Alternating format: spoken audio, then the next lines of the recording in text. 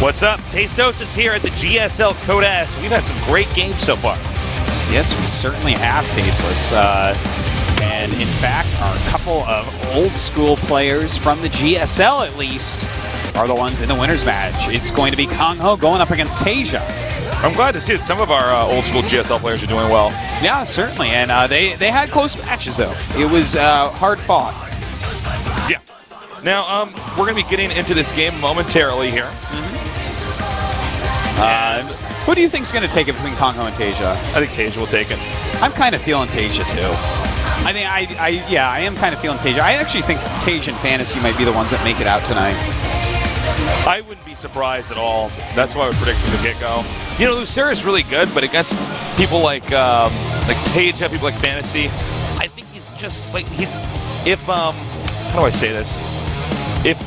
If number one is perfect and TaeJa's like a 1, Fantasy's like a 1, I feel like Lucera's like a 1.5. Okay. Does that make sense? Yeah. Like Lucera's extremely good, but you don't see him just like playing those games that make you go, "Oh my god." Yeah. Oh, I guess sometimes actually you do, but I don't know. This is a very wishy-washy subject. The map's going to be on Whirlwind at TVZ. I think one of the better players to have, if you're rooting for Terran here in a TVZ, would be TaeJa on a map like Whirlwind. He can do it, even though it's generally considered a Zerg map. And the game's loaded up, so we're going to throw it on screen for you guys. Hope you're having fun here at the GSL Korea.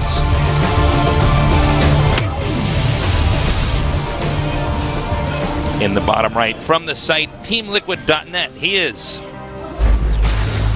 Liquid TaeJa.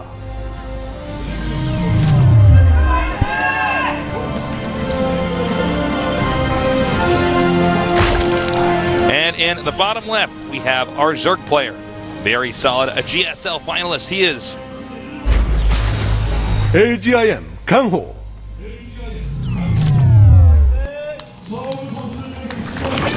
All right. This could be really epic. You know, I love just Lucera as a Zerg versus Terran player. And of course, TaeJa is so strong that Whirlwind is going to be a map that he can still fight on. Yeah. But I would love to see what type of style are we going to see out of Lucera? Because he's used such queen-heavy styles in Wings of Liberty. Really focusing on creep pushing, really focusing on his melee upgrades for his Zerglings and that sort of thing. So that's still something he can definitely do here, I think. Yeah, he absolutely could. What do you think TaeJa's going to be doing here? Because this is not just any map. This is Whirlwind, which is so big that it's kind of tough for a Terran to push and actually take out the Zerg. I think one thing for sure is that he's not going to be trying to kill expansions as much as he's going to be trying to kill the heart of the Zerg's base because of the positions they're in. Yeah, it definitely could be. If Zerg was top left, it'd be more expansion killing. Like a straight push towards that natural or something. Well, it looks to me like he's gone for a command center first. So just going for that heavy economy style play. And Lucera actually throwing down the gas. So a little bit different from what you might be used to from Lucera. You know, you might see before that he focused a little bit more heavily on queens, but you know, getting a quick speed is not a bad thing in Heart of the Swarm because, you know, if they do go for Reapers and you don't have speed, it can be quite annoying to deal with them. Well, the SCV's now scouting out here. And, you know, after this, I gotta say, one thing also is that, Lucera, or actually just call him KangHo, it's his new ID. Yeah. KangHo is very happy that this was the first map. Oh, for sure. For sure, man. No doubt. Somebody gets to pick a second map. He's like, all right, well, and now what's my second favorite map now? He even sees that TaeJa is going for the really fast command center first, and that's going to make him know that at least he's not going to be under any pressure until, you know, the very much later reactor Hellions are out. So this is going to allow him to kind of relax. You know, there's no sort of crazy all in. He did do that early drone scout to make sure about that. All right. Zerg's going to get his third shortly here. Yeah. Kind of weird to see that idle drone there. I don't know what... That's definitely a mistake.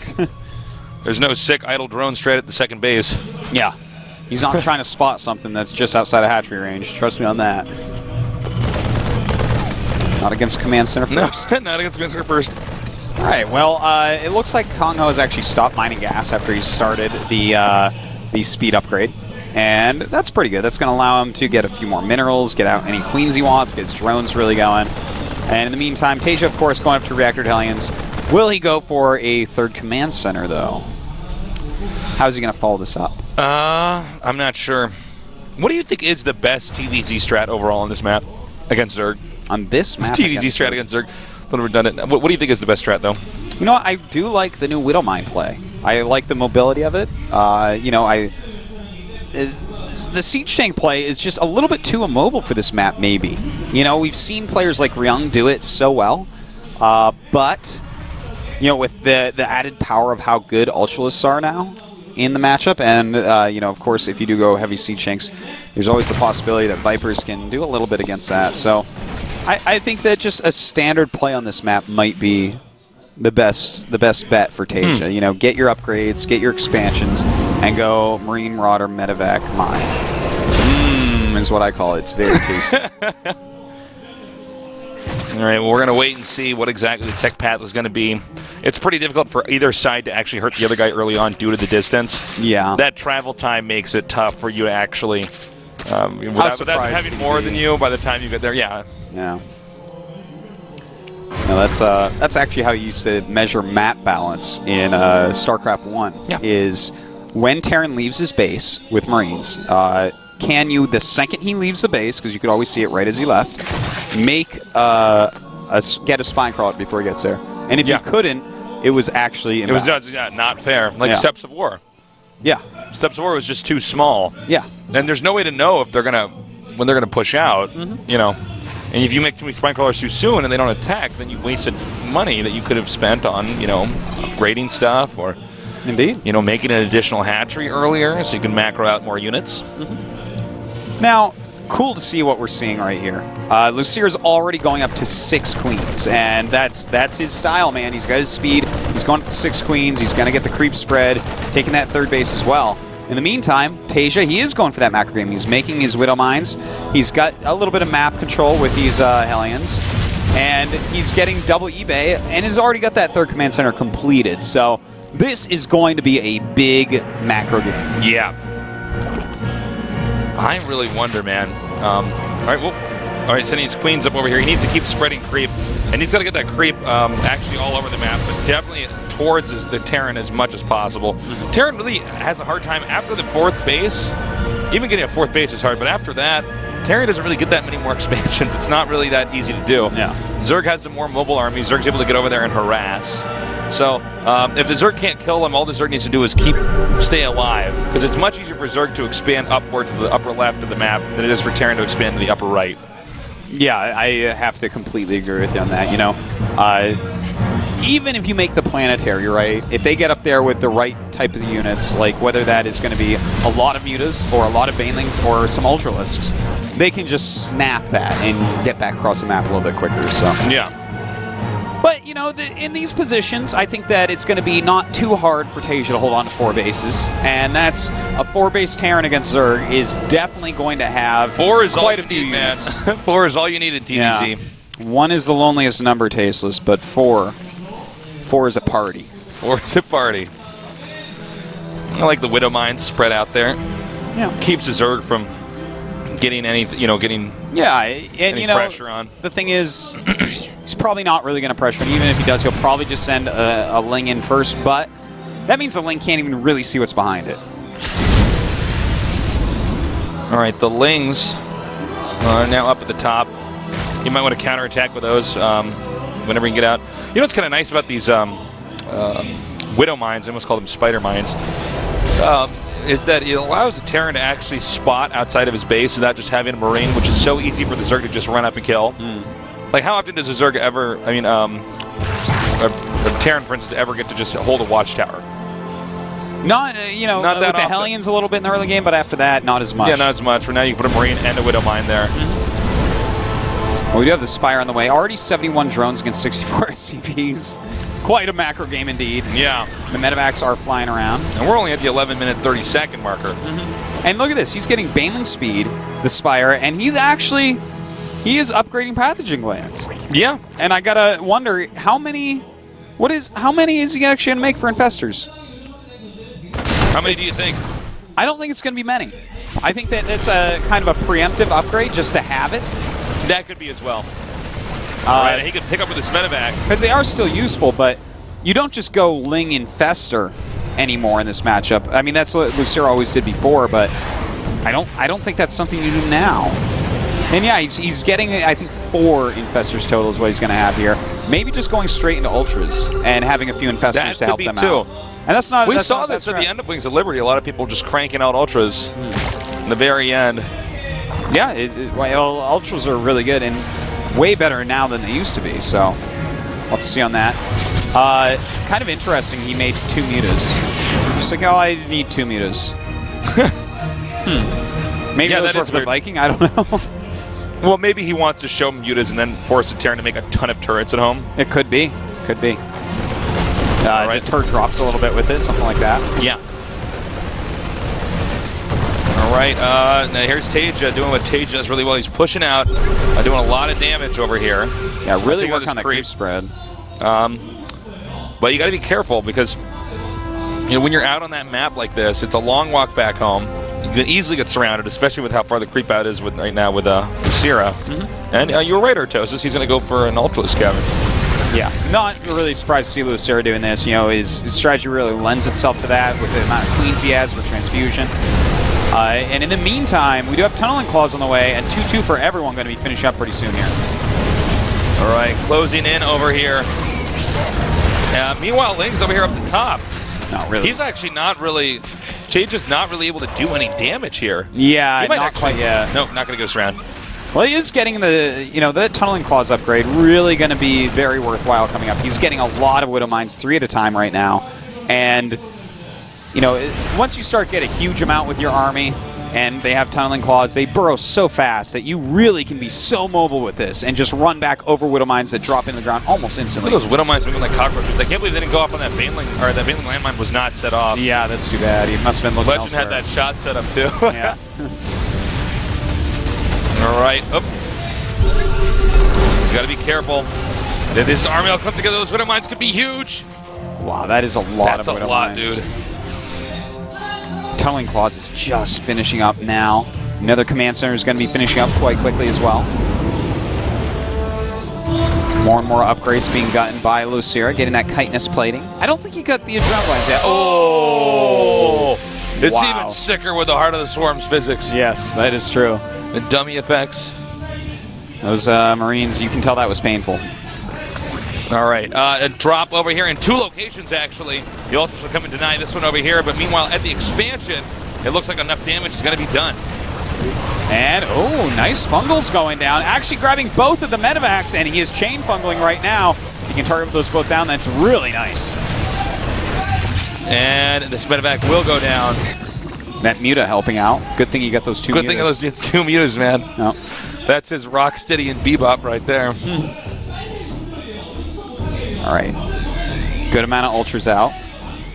Still absolutely anyone's game. We do have the maxed out Lucera. TaeJa not quite maxed out, but has a pretty big bank as well. That's kind of interesting. And making a siege tank. He might be mixing in a few siege tanks here because of the amount of Infestors out. Try to zone those out a bit better, perhaps. He's doing a good job with this, by the way. Yeah. Well, this drop doing a little bit of damage, but there are those fungals once again. This Marauder down here is like, whoa! And in fact, he's going to get both medevacs once again, it looks like. And this is really not, oh no, never mind. One gets away. It's really unforgiving with that medevac boost. Now, I like the expansion over here in the bottom center. It's good to expand towards the Zerg in this case. Makes your push distance a little bit smaller. Yeah, I figured those would be the 4 bases he takes. You don't really want the game going too much longer than that. He needs to burrow that one. He's like, no, I don't. He's just going to chill there.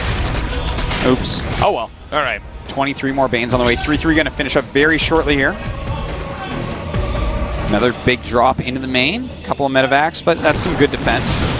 3 spines, a couple Banelings, and a Spore. Stimming and hitting hard right now. None of these drops have been too impactful.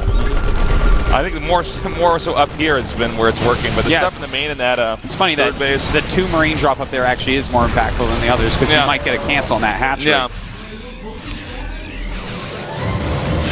Well, this is going to be hitting a boiling point pretty soon here. They both have some huge banks, and we're even seeing some other upgrades being gotten here, as well as a couple more starports. Ooh, I like this. Talk to me, Toast. Talk to me, Artie. I think that we're probably going to see some Ravens being pumped out relatively Oh, that could be really good, actually, against the Ultras. Yeah, definitely. Secret Missile. Secret Missile, very good against all sorts of Zerg. And he's committing to this attack right now. Wow. The Banelings are spilling it. The planetary is being targeted down, and it does get destroyed. And then the Zerg runs for it. But was that an overextension? That was a lot of Banelings being used. Could a counterattack be effective right now? Well, I don't know, because he has 8 Ultras on the way, as well as some Lings, so it's going to be a very deadly army still for Lucira, but a lot of his bank was used to get that army. All right, he's going to continue to push forward, and I think this is definitely the right move here. He can also force the Zerg's main army to go back and try to go back into the main base here because of that right there. Oh, money fungal right there. You know, one thing I'm getting a little bit worried about right now is the fact that Lucira has been stuck on 4 bases this whole time. Even though he killed the 4th of TaeJa, which is very nice. He should he have really more wants it. If he wanted to, like, have us say, well, you're really killing, he'd need 1 more base right now. Yeah. And that 2 Marine drop did do that, so that drop continues to be very annoying. All right, dropping now over here. And this I think he's almost exhausted all the Infestor energy, too. Am I wrong about this? Yeah, the Infestors are really, really low on energy at this point. You know, this is what can happen if you don't go for mutas, is these medevacs are going to be a problem. It's sort of been a theme today. With some of this with TaeJa, too, where he didn't get that 1 Viking and then lost that game against Fantasy because the drops just kept happening. That is true. Well, we do have Corruptors on the way. The Greater Spire is finished, so we should be seeing some Broodlords coming up. Of course, that is going to be very helpful against Widow Mines and such, but I don't know. I just feel like Broodlords are not what they once were. Because without the Fungals to really hold everything as well, and only 3 Infestors out, I mean, the Ultras have gotten a lot better, but we all know what Ultra Broodlord looks like. It looks like Nestea falling out of the GSL. Is he actually going to get this hatchery? No, the Ultra's coming in for this thing. Oh, just barely. Close call. That's painful. That's where I make 1 Banshee. Yeah, for real. Well, he's going to re-drop there, and he's definitely going to get it. That hatchery is not long for this world. Now we got TaeJa starting to push forward over here. Most of the action here has been at the Zerg's 3rd base. And it looks like we might finally have the Terran ground army hit that. By the way, TaeJa expanding to the center right and on the upper right. Yeah, and that upper right location might never be scouted. Yeah, that's a really sneaky one. He's actually going over some red stuff. So we'll see, but nice positioning there, getting some extra damage in on the Ultras. But the Broodlords are coming out. Looks like he's going to try to target down this hatch. If he can target down just 1 or 2 of these hatches with KangHo or Lucira, as we call him, with the number of bases he wasn't able to acquire in the late game, that could do it. Now the Broodlords are moving forward here. Got to put pressure on this bottom center base. Yep. Trying to target down the Broodlord. He gets 1, actually. That's very nice. Doesn't quite get another one, but with some Vikings coming out, he is going to push them back. Thing is, this drop doing a very good job sending in some Banelings and Ultras, but this is, you know, this is not necessarily what you want to do. Just keep running Ultras and Banelings around in your main base. All right. It looks like the drop over here is going to be really effective. He will gun down this hatch for sure. And, well, good fungal going down. Oh, this is getting pretty rough, especially with this drop up here. This is a really important drop by TaeJa, taking that out. He's going to get the Ultimus Cavern. Nice. Now he can pick up again. At this point, this is getting really rough for Lucira. KangHo's just barely been outdone. I think he could be right. Yeah, I don't. He still has a lot of supply. He still has a very scary army. Big it might be time for a real frontal push. Yeah. But the thing is, if he does a real frontal push, he has to be patient about it, which is not what he wants to be right now, because Widow Mines are something that could ruin his day with it. Yeah, well, Widow Mines can do so much damage endlessly. And look, he's actually going to go ahead and get Vipers. Now, he's got this planetary, but that's fine, actually.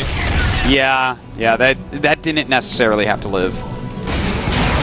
It's nice, though. That's where all his mules were, so that is definitely a hiccup to what he was expecting for economy. Thing is, how much is KangHo really mining? Not very much at all. Not very much. I think KangHo's going to get bled out here. I think so. I'm interested to see what he wants to do with the Vipers. Is he just going to be using Abduct, or are we going to see a lot of Blinding Clouds?